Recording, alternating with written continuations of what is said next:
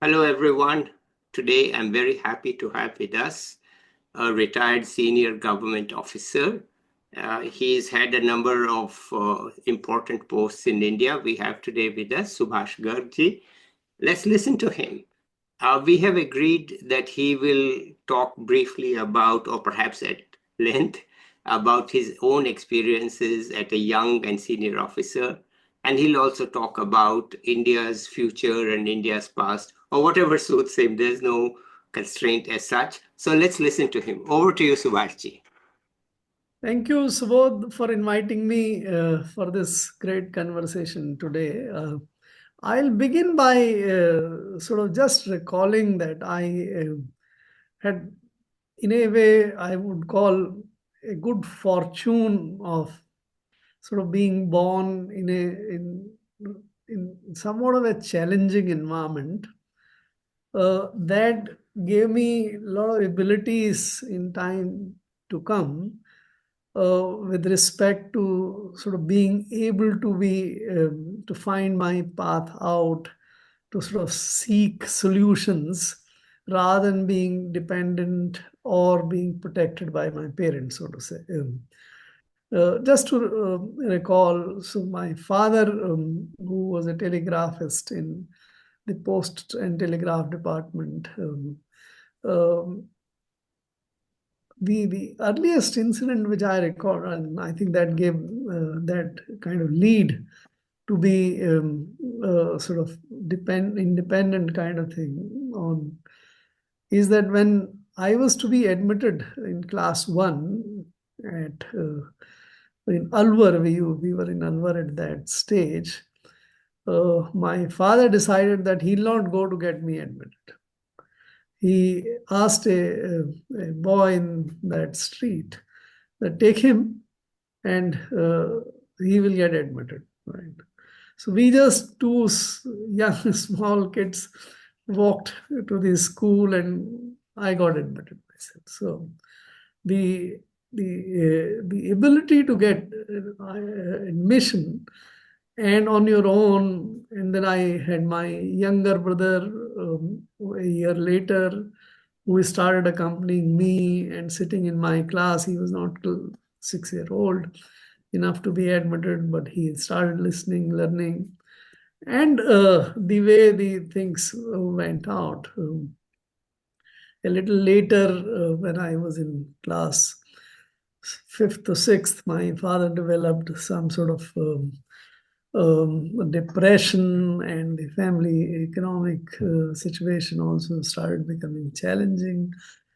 Over the years, it got a little more difficult, but that sort of prompted me in a way to sort of find solutions. So when I reached at the school stage and later at the college, I would do certain things, tuitions, other things to make sure that I have at least enough to pay for my fees, and not much fees was in any case charged or for my books. So this is, in a way, I always think it is a very positive kind of thing. And when I had, when I was about to graduate, he said, we have 6 children, siblings in a way, and without much of a income. So there was a challenge. So he sort of proposed, he said that it's time for you, I being the eldest amongst the brothers, he said it's time for you to do whatever service or job you can get and take care of the family. So I happen to be reasonably good in academics in my studies. So I told him that I want to study, I want to sort of make my path forward, realize my talent or whatever. But at the same time, I will also like to take care of what I, as the elder brother, might be expected to take care of the family. So I proposed to him, and I was a at that time, about 15, 16 years, no, about 18 years, 17 years old, I proposed to him that can we do a deal kind of thing, that I would do tuitions and other things or whatever I need to do it. And I would contribute every month some equivalent to what you would expect me to earn at this stage. But in return, you need to allow me to study and follow my path. And I must say, and I'm grateful to him, that he said, all right, if this is the deal, let us do it. And for 3 years or so thereafter, I took care, part care of the family in a way. The general condition was of the family was not very good, but whatever it was, it survived, and everyone was moving on. And I could also sort of find time to pursue my studies. And it worked out very well in a way at the end. I could complete my cost accounting as a professional degree. I topped in the country in the intermediate examination. Then, at the first possible attempt, I got into the IAS with fourth position overall in India. So, and my younger brothers also followed. One joined the IPS, another joined the Revenue Service. They were 4 or 5 years gap between three of us. Still younger, took a little longer, but the situation had changed by that time. So they were somewhat more comfortable after we got into the service. So the point I want to make this is that I think the solution is, or the right approach for us is, and this is what I'm saying from my own experience, is not to crib, is not to complain, but to find solution in whatever situations you are. And that has held me very well ever since then. So I joined I went for some time, only for about 7 odd months. Between the time I wrote the IAS examination, the final results came in, and it was time to join the academy. I went to Assam, served for 7 months as senior accounts officer in Oil India Limited. Assam was a disturbed state, but I said it's fine. The company offered me a good deal, and it was a protected place, the colony. So anyway, so joined the service in '83, and it has been a fabulous career. I had many ups and downs in the punishment postings, but very good postings also.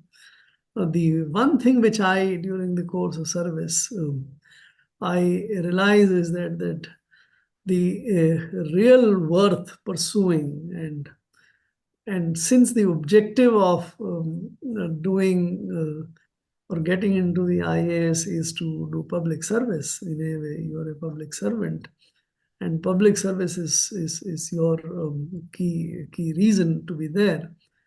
And so you should develop a value system based on the constitution, law, expectations, etc. That whatever you're doing, is it ending up serving the public or not? If it is not, that is something not worth going that way.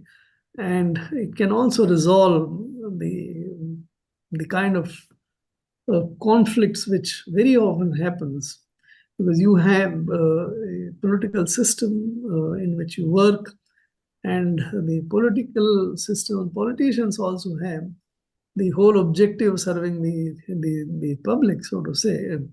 That is how, but they also they face one major challenge, which is that they have to get re-elected after every 5 years, and they can't be always certain that what they are doing will sort of get them votes to get re-elected. So the conflicts between what is in the public interest and what is not, what is in the private interest.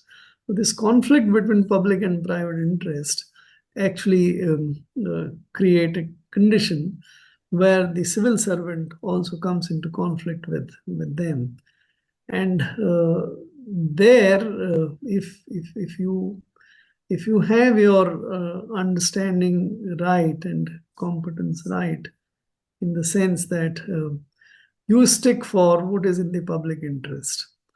And in my experience in life, I found that you can say no to the politician in case you're positive and you offer an alternative to the politician or the political executive, that what you are asking to do is not in the best interest of the public.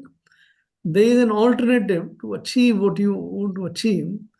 And then if that is the way we go about, that is the right way. And I've found in my sort of experience of 36 years in the civil service, is that if you can explain and you can convince the politician that this will also serve his or her personal interest, private interest, as well as political interest as well, besides serving. So I think people generally then become more sort of accommodative. I'll just give one illustration to do that. I was Principal Secretary Finance in Rajasthan. This is 2008. And Vasundhara Raje was the Chief Minister. Rajasthan had this sort of tradition of voting out the incumbent government every 5 years.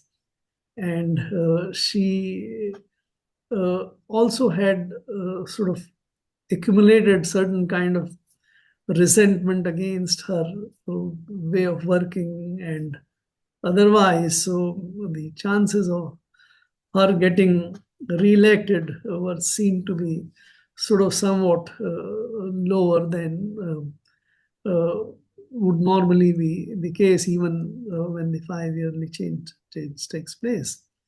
And in that setting, the people close to her in the CMO, Chief Minister's office, or otherwise politically, was suggesting that she need to do or to undertake a lot of populist kind of measures. Somebody would suggest that make the power free or reduce it to 50 paisa. Somebody would suggest that you make recruitment of thousands of people. Somebody else will, and mostly rooted through the Principal Secretary to the Chief Minister, that free or of atta scheme should be brought, and those kind of things. So, and do a deal with government servants, keep them happy. So all kind of such kind of suggestions were coming. I had a very strong conviction that these are not going to yield much, even politically. And I'd done studies of the previous 15, 20 years, and many times the incumbents tried to do that, and they made a lot of agreements. In fact, I reminded her of her winning election in 2003, when the previous Chief Minister had made so many of such promises and had even given written undertakings to employees to do this and that kind of thing. Yet he had lost the elections. So then I offered her a different kind of alternative, along with one or two officers who were also of that view, that why don't we bring in a kind of today you know that kind of schemes which are there. So we created a platform called Bhamashah and proposed at that. First it was proposed that you let us try to enroll 40 lakh families of Rajasthan on a digital platform and give them a smart card connected with a bank account, and you create a scheme of giving at that time 1,500 rupees to every woman and make the women as the head of the family, so you can serve your constituency. You can reach out to women, hand over the cash to her so that she can take care of the family. And this electronic system connected with the banking system digitally can be used to do a lot of service and avail other service. And we can digitize delivery of the rations, the driving licenses, and whatever you have. Of course, he was first not convinced, and we had only this kind of discussion was taking place in the month of April of 2008. The elections were due in September, October, 6 months' time later. And feasibility of delivering such a challenging thing was also very much dicey. And politician was entitled not to sort of trust that you can do this kind of system in such a short time, and a kind of system which doesn't exist anywhere in the country.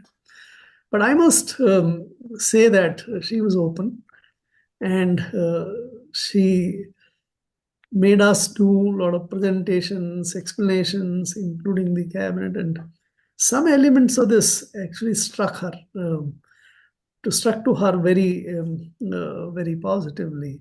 The ability to reach to virtually the 60 to 70% women heads of the family, and that she felt can be a USP kind of thing. Anyway, to cut the whole story short, finally she agreed, and we could deliver it substantially. We could enroll 40 lakh people in such short time, and about 200 odd crores at that time were even transferred into their account, which in a way, which gave a lot of anxiety to the opposition, Mr. Gehlot and others. And then they saw to it that this scheme was mired in court challenges, election commissions, etc. But it was partly delivered, not. But today you have virtually, if I may say, so that the protocol or the of that scheme is what you have JAM Trinity in India. The Aaddhar and other things are actually, so this was a precursor. So my short point is that the politician can be made to understand or agree with you if you have something which is very sensible, and they can trust in your ability to deliver. By the way, I have recounted all these stories in a book which is coming out sometime in July. It's also titled No Minister Steely Resolved to Say No with a Better Alternative. Anyway, so I think this is the phase, part one of our conversation, where I thought I'll talk about. And I have stood for my principles, and if at a stage when I realize that no, the other side is not listening, it's not happening the way it should happen, I then in 2019, 1 year before my year of retirement, I actually quit the government. So I sought voluntary retirement and walked out of the government. So at that stage, that is that whole thing is already documented in the other book which I have. We also make policy, and it's been read by thousands of people. So that's what is the service part. Well, I think. thank you so much. This is kind of things that we generally don't hear because people don't want to talk about it, or they don't want to be involved in anything like this. So it's a very inspiring story for you as a person who really came out of, let us call it, tough circumstances, financial, and made it to the top. It is actually an amazing story, and what should I say? An inspiration for young people that look, it's not always the elite who get ahead. The system in India is not so rigged that Correct. you study hard, you work hard, you can get ahead. And I actually do see many young people who tell me that my parents are not illiterate, but I'm here doing my master's at such and such place. So yes, we do have that, and it's actually a very great story, and it should be publicized more. More people should be aware of it. And of course, I would say that since I'm also from Rajasthan, that perhaps things are a little more civil for civil servants in Rajasthan.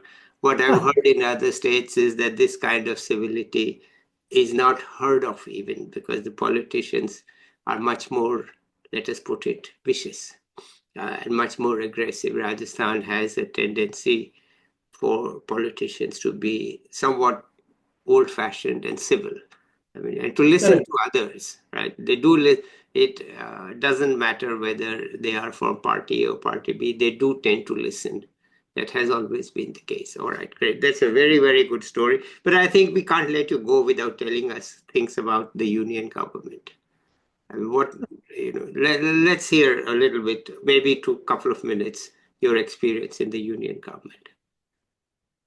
See, so I did a number of stints in Government of India. The first one began somewhat strangely in a way. So it was year 2000, and I had done about 17 years of service. I was sort of in a way carrying on well in the state of Rajasthan. At that stage, and during those times, the getting a super time in IAS used to be a bit of a challenge because the number of positions available were not that much. So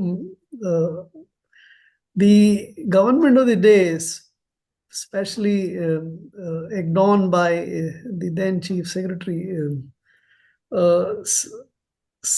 designed something of a scheme that if you guys are prepared to go to Delhi, and Rajasthan representation in Delhi was very low, Yes. then you would be given super time. And Chief Secretary started calling the batchmates my batchmates. So when he called me, that, are you willing to go to Jaipur, to Delhi? I said, I have no objection in going to Delhi. And I am doing this job, which is not a great job. I was in renewable energy at that time. You're doing something, pioneering new work, not very great, but at the same time pioneering, including the installation of first wind mill to generate power in Rajasthan. That was when I was doing something on solar as well. So he took that conversation as my consent. I had not given any written consent, was not there, and he sent my name to Delhi.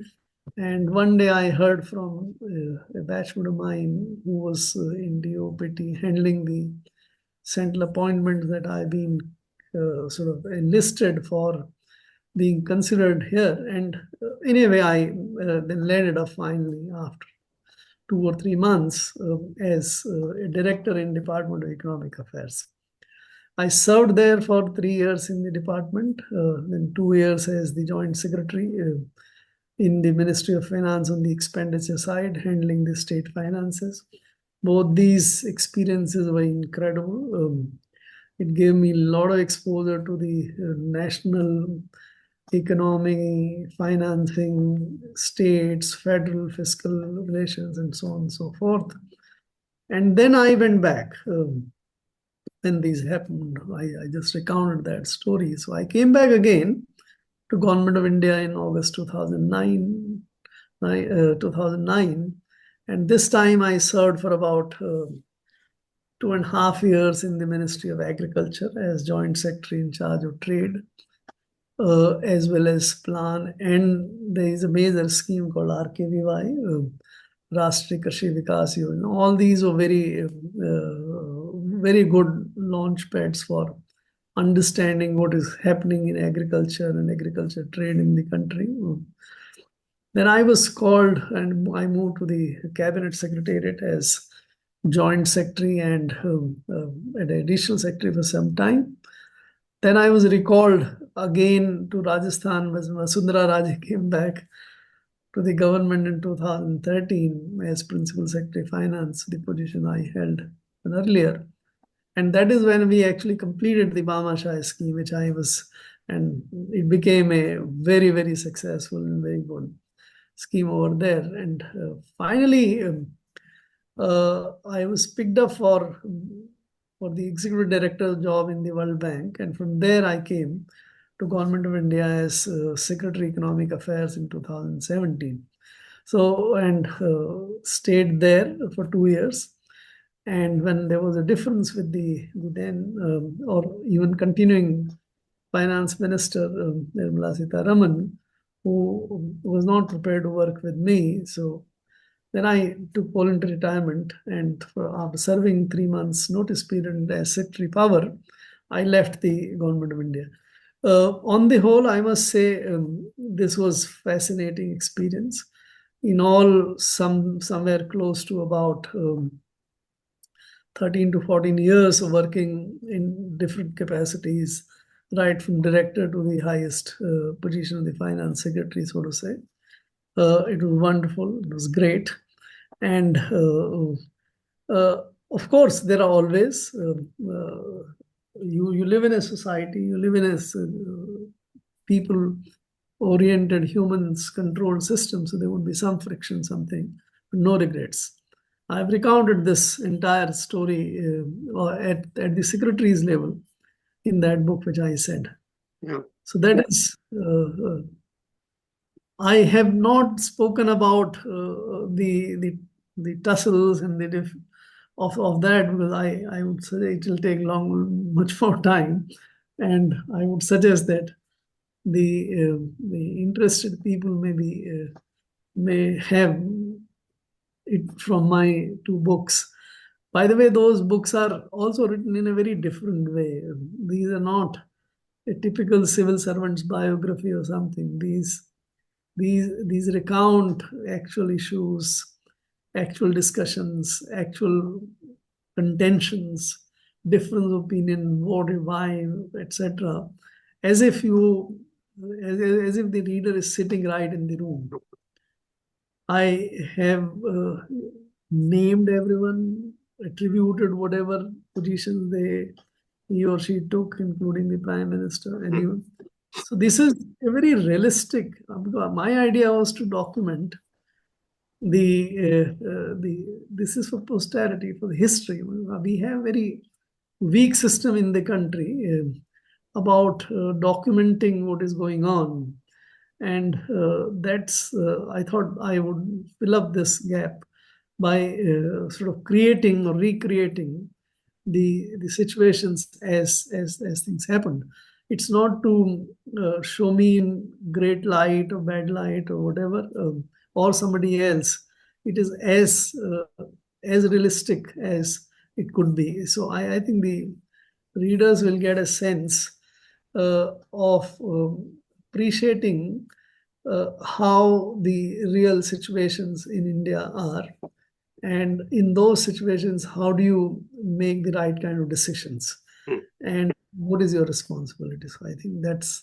Well, that's wonderful. I'm so glad that you have actually written it, because most civil servants don't write their real stories. They don't do it, okay? For whatever reason, I don't want to speculate on that. Anyway, thank you so much for it. It's very fascinating to hear that there was a conflict between a civil servant and a minister.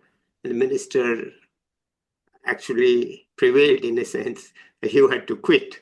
But that you had the guts to quit, that's something that's worth recording. Most people don't have the guts to quit. Okay, so wonderful. All right, let's talk about India now. Anything you think that happened at the India level in the past that was good or bad that strikes you? And what do you think, second part, what do you think is your recommendation for the future? Fortunately, again, Subodh, I think I have visited this entire subject in two of my books. Yeah.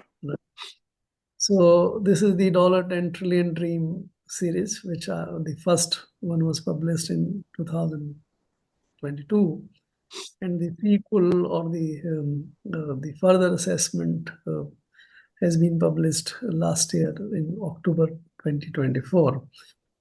The idea actually was what you have very rightly framed, that how do you see the country?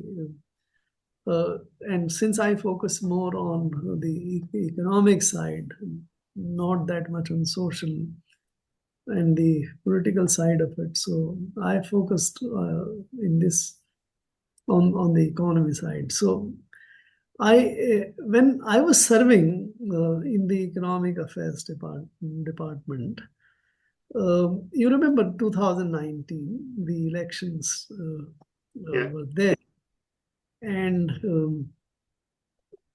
while the Prime Minister Modi and his team was greatly focused on the economy in the first term, lot of things were done at that time. The taxation system was reformed, insolvency system was reformed, black money, other kind of things. A lot of individual beneficiary-oriented systems, schemes were delivered in a different way, whether Swachh Bharat Abhiyan or the Ujjwala for gas and toilets, I already mentioned, electricity and many other things housing were done at that time. So we were very happy about what was done or accomplished in the first term. But it so happened that since not much policy reforms on the economy side were done, the economy had started sort of showing signs of slowing down in 2018-19, just before the elections. And which is evidenced by the fact that 2018-19 GDP growth was only about 3.2% or 3.3%, which is one of the lowest growth in Indian history. That is 2019-20 growth rate, which is very poor. So what I saw, so it happens in the government that you assume, or the power that we assume that they're coming back, and they'll start in the fresh term with something. In India, this notion of sort of preparing a 100 days plan is what catches politicians sort of fancy a lot of time. So when the Prime Minister and the party was campaigning, the Principal Secretary to Prime Minister initiated with some of us together that let us prepare a 100 days plan which the government can consider and approve as soon as it comes back. I don't really see much merit in this 100 days kind of plan, because I think change can be made only if you think long term.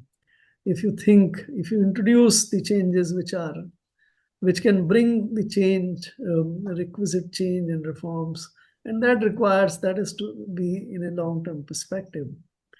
So I told him that all right, we'll work together to develop 100 days plan, because that's what you want. But in addition, I would like to sort of write what are the 100 big reforms which India needs. And let me do it additionally to the exercise of 100 days plan which you're preparing, in which I'll also enthusiastically participate to make it as good as possible. But let me concentrate more on this 100 basic reforms which India needs. So he said, all right, if you can do it on your own and nothing else is adversely affected, So go ahead. That is what happened when the government came. I sensed, well, despite the fact that there was some much improved majority of the government, the government started going on more of a populist track. I didn't. When I thought this it was not called for at all. This was not required. It should use the larger mandate to introduce a tough, big, bold reforms for the country. So that is where the differences started sort of germinating in a way. But I prepared my 100 days plan on the 100 basic reforms plan. It so happened that the tussle with the new finance minister intervened, so to say, and I did not have the opportunity to present it to the prime minister before I left. So when the decision to transfer came, I spoke to the prime minister's office. I said I had done this, and I know I'm going out, but I would still like it to present to the prime minister in case he wishes to listen.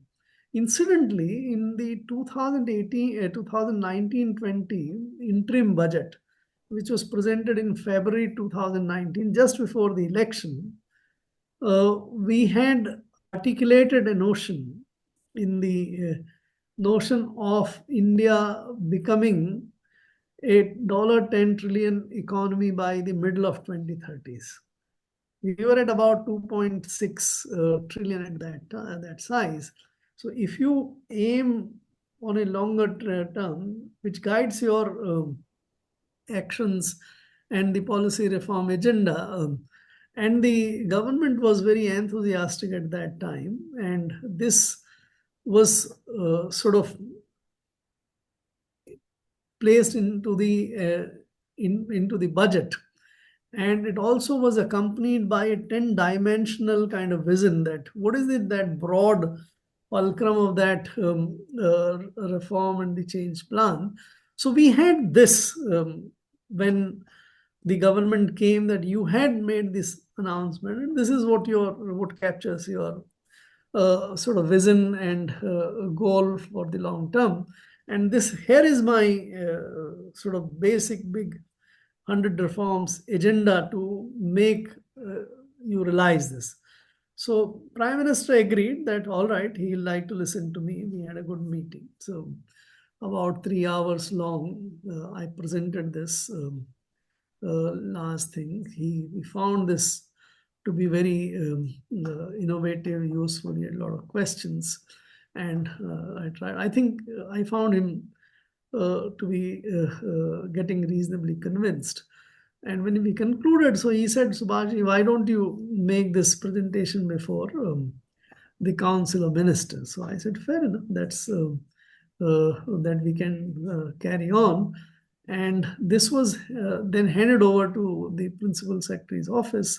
Unfortunately, as I moved out of the Economic Affairs Ministry and the power, and my time was in a way going out, the Principal Secretary decided to seek comments from typical administrative way, and it lost its way. So I had no problem. I said, all right, in any case, I'm going. Then I thought about that why not convert that into a kind of book. That is what led to my first book, The $10 Trillion Dream, the state of Indian economy and the policy reforms which are needed, so to say. And it's a large book which describes, to respond to your question, where I trace the economic history of India right from the independence and see what happened, what went wrong, what went right, and where are we today, what are our issues, what are the problems, how do we find right, what are the right solutions for that. And that is what is described in great detail in that book. I'll summarize in a very short way, considering our conversational parameters today, I found, and I still hold that view, that in the economic space, if you and dividing basically the economy into four broad buckets: agriculture, industry, services, and infrastructure, so to say. In every one of these four spheres, there are very large challenges, and many things are happening which shouldn't be happening, and which is holding us back. Let us take, for example, agriculture, which is very important in the sense for the country that even today, about 46% of the entire labor force works in agriculture. 50% of the people are primarily dependent on the agriculture incomes. That is what defines the rural areas are. And but still, agriculture contributes about 14-15% of the GDP, which makes it very apparent that why there is so much of poverty, so much of distress in the rural economy, so little income sustaining so large a population. So you can see that.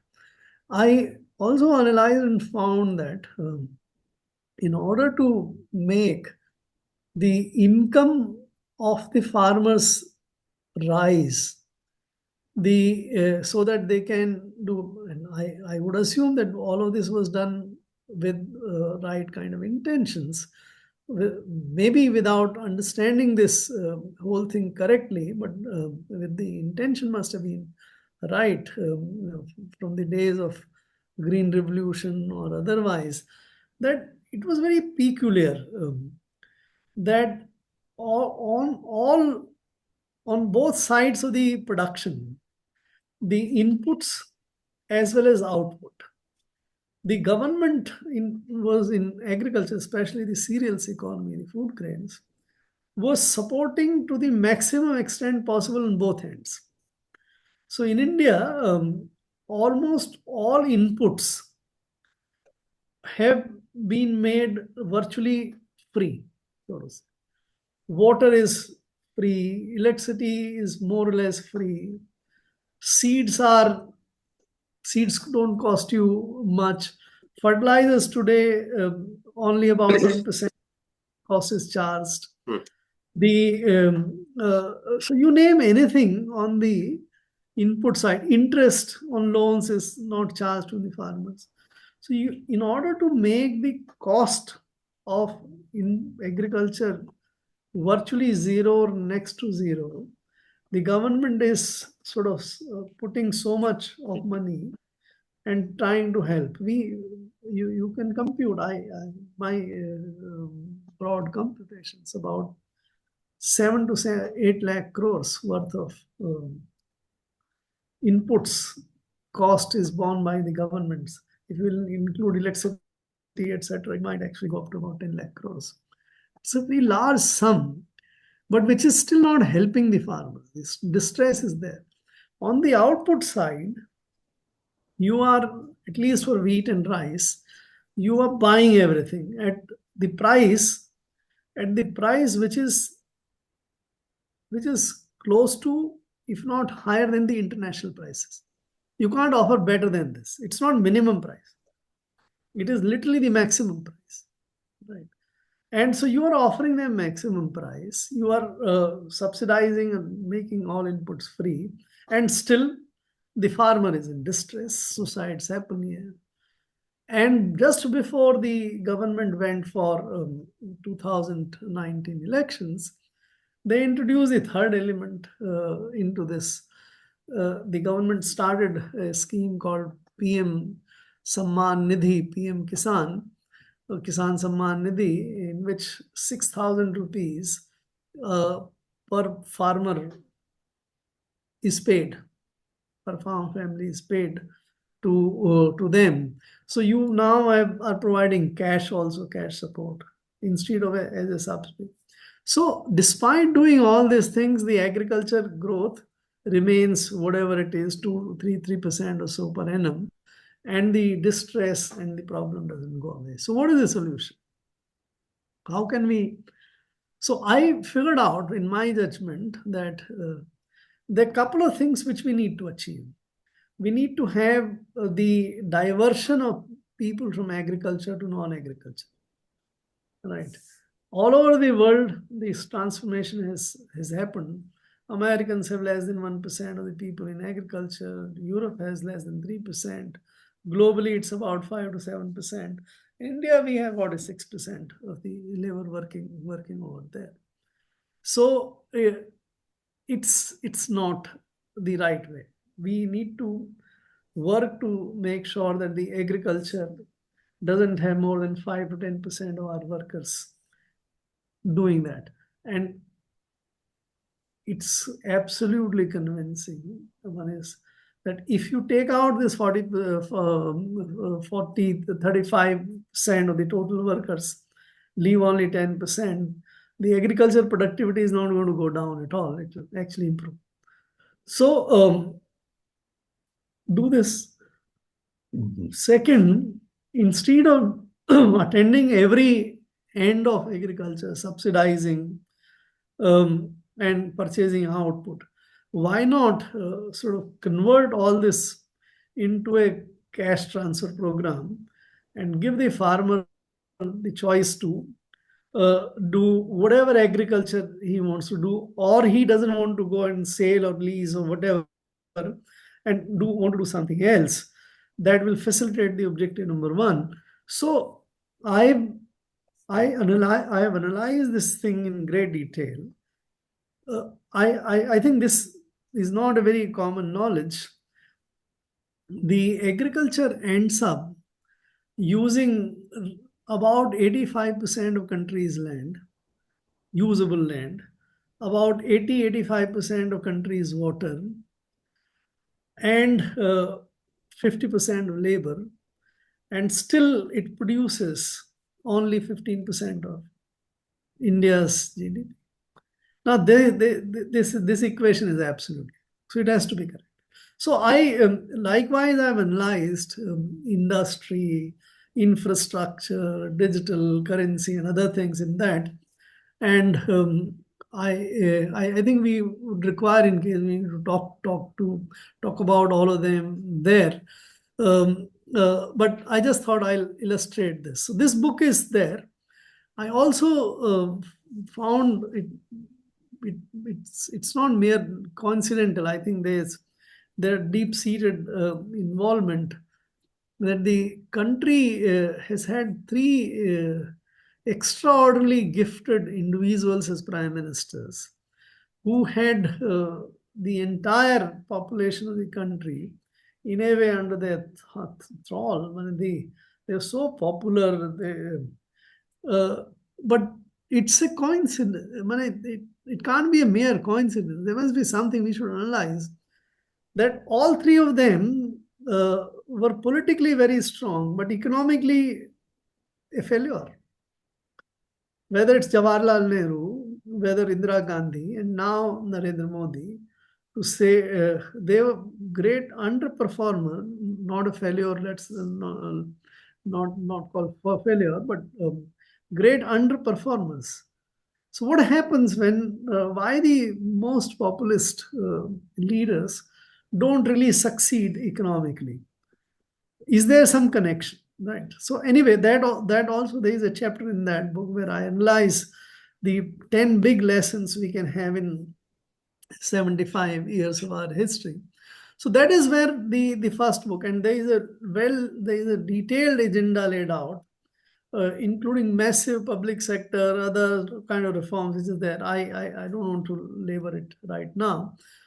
But it so happened, so this was written in 2022 with a base of 2019, right?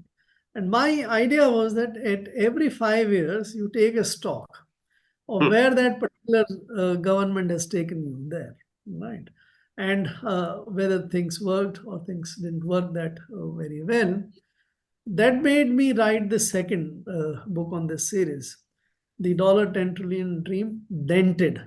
So I titled it Dented, because in 5 years, my sense was that the dream has got dented by whatever has been done. And this underlies with all the facts, evidence, and others.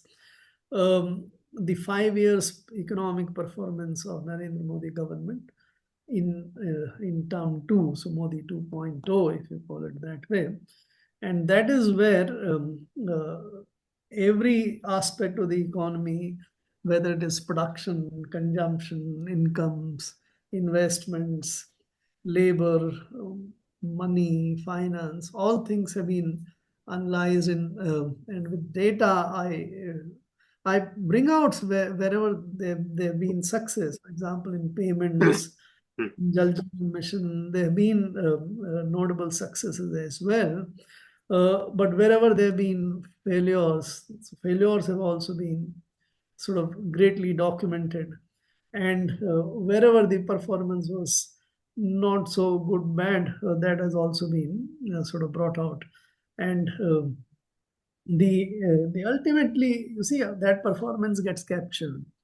In 5 years of that time, the Indian economy grew by only 4.6% per annum. This is one of the lowest rate of India's history. Right? If you try to deflect the blame by saying COVID happened, that also is not, that's a lame excuse in my judgment, because COVID was mishandled, at least economically, when the government went for that kind of lockdown, which was unprecedented, completely not required. And that resulted into a contraction in India's economic growth after 79. All these ended up laying the sort of route for very suboptimal growth of 4.6% per annum. Consumption growth fell, the investment was also average. Everything you compare at that time, and government took a lot of wrong decisions. Public sector program was called off. Disinvestment, privatization was shut down, literally. So reforms suffered massively in the second term, which actually doesn't augur well for the times to come, which we are seeing now in the third term as well. So, but at the end of this book also, there is in the epilogue chapter, I revisit India's ambitions and the tough reforms and the right reforms which are required. So I list them out again as 50 major reforms which are required to be done for. I have this preference for using 2050 now as India's goal, not 2049. In my judgment, the independence was a smaller event in India's history. Our ambition should be connected more with 2050 when we became republic. We adopted a constitution which expresses our sort of ambitions and goal much better. So we should relate to that. It also is a number which gels much better into any calculations or something. So 2050, 50 reforms. I mean, you mean 1950, not 2050. No, 1950. Yeah. So 1950, when was it adopted? Right. The Constitution was adopted. I might have said 2050. It's 1950 when the Constitution was adopted. Right. And 2050 when we'll complete 100 years. Correct. Right. So I've related that. So that book is out. Okay. I end up by saying that I do watch the economic performance of the country every day. This is my passion. I write opinion pieces every week, and I use very strong, hard-hitting, but balanced in a way. I have no agenda. I have no preference. I have no association. I walked out of the government. I have no intention. I personally describe this as the phase of life when one is in vanva, so to say, one ashram. Yeah.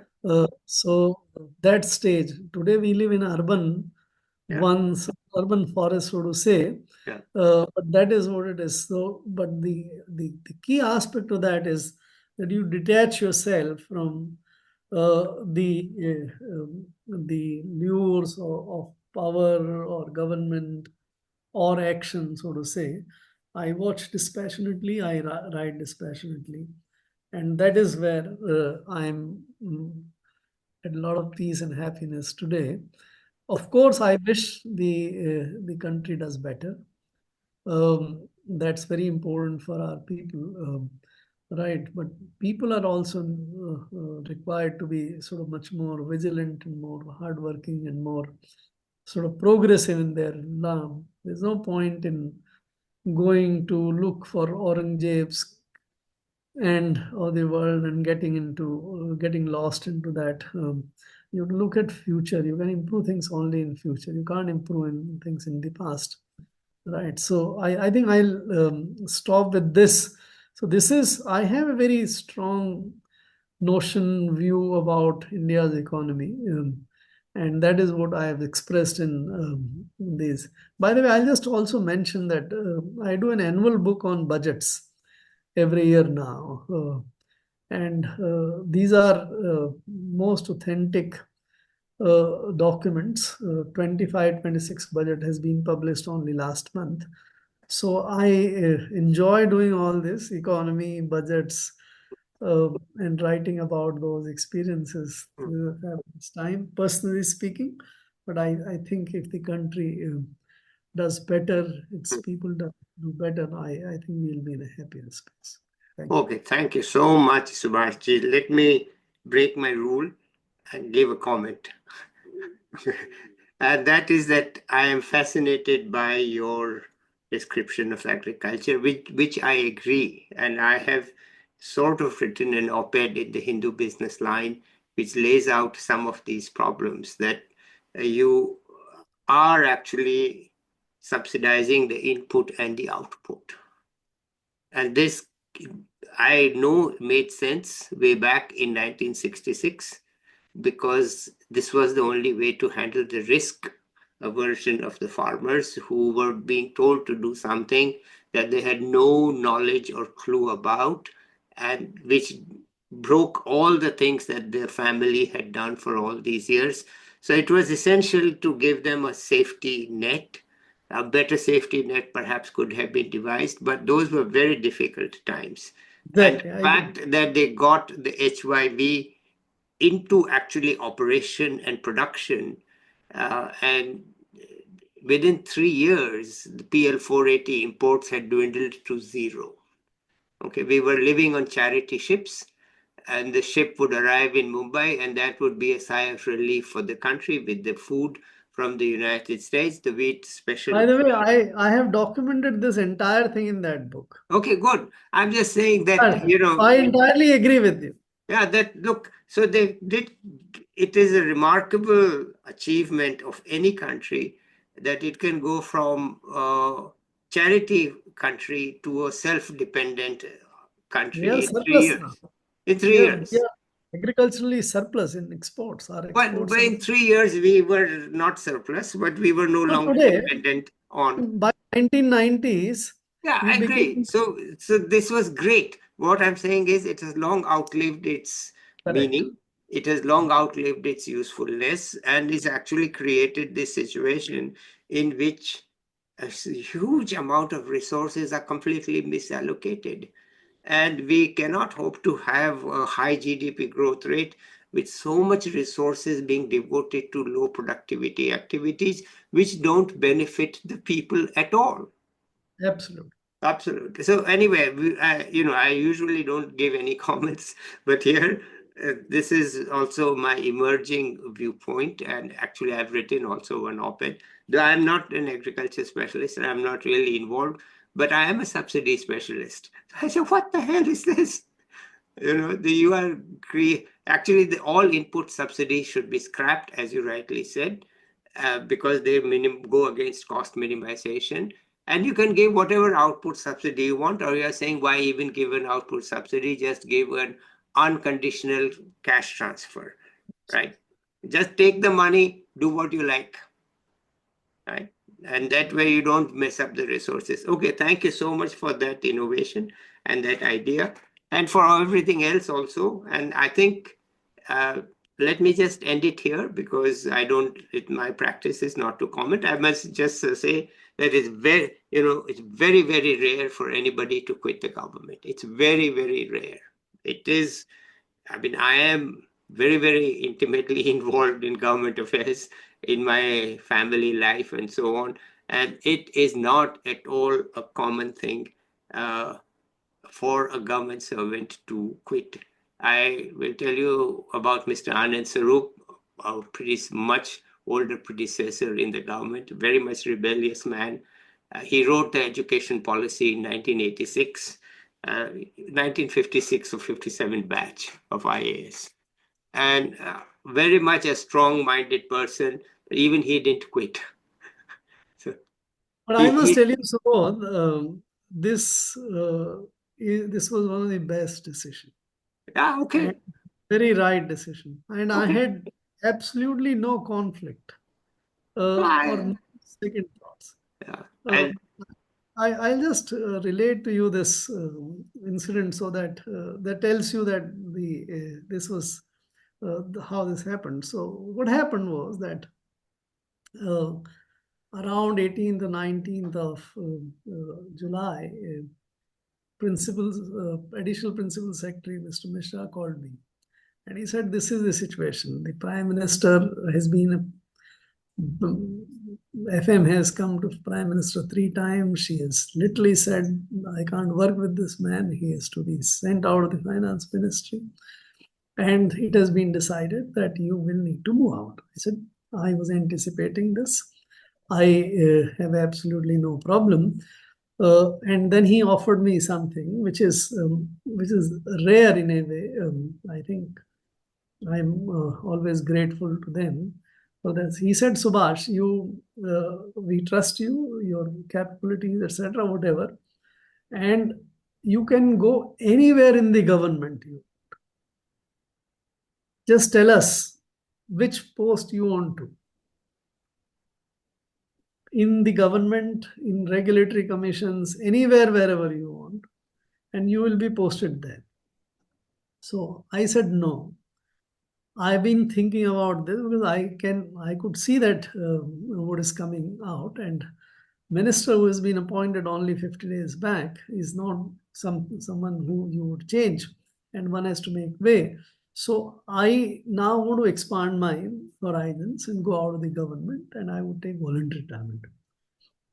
Then he got a little shaken. He said, "Why? It will be considered critical, bad, etc., etc. Let me check with the Prime Minister." I said, "Whether you check or not check, this is where I would like to. I have no problems with the Prime Minister. I would like to work with him to translate this vision. He's very capable in case." Anyway, so then he did not come back to me. But when I went back to my office, next day I wrote my sort of voluntary retirement application. And I said it might be needed. And I put that date of 31st July on that paper, that on 31st July, I would put in paper whether I am transferred or not transferred before that or not. 31st July, I'll put that paper. So happened on, I think, 24th of July, when I was in the midst of a meeting somewhere, then the transfer orders came, sending me to the power ministry. It was 8 o'clock in the evening. I came back to my office.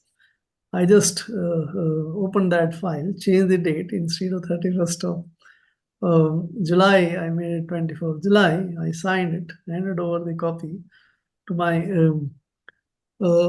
personal staff, deliver it to the DOP tomorrow. And I went back, and I had as normal sleep on that day as on any other day. So there was no time, because everything was in a way anticipated, kind of thing.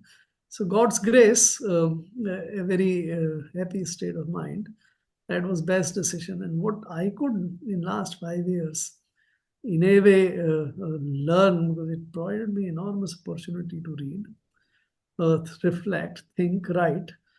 7 books, 6 books are already to my credit. I've written hundreds of opinion pieces and been able to do so well. So no regrets. So I understand what you're saying, that for the government servants it's difficult to resign, but for me it was an absolutely effortless thing to do. Okay, well, on that happy note, I think we can end this conversation. This has been totally fascinating. At some point, maybe we can have a discussion about it, but not on this format, because I cannot be, change my idea that here it is speaker centric. It is not host centric. Host cannot impose his views on the people. Okay. So, all right. So, thank you, sir. It was Subhaji. All the best. Yeah. Okay. Stay Very online. nice. I want to talk to you offline, but let's end it here. Okay. Bye, everybody. I'll be back with another young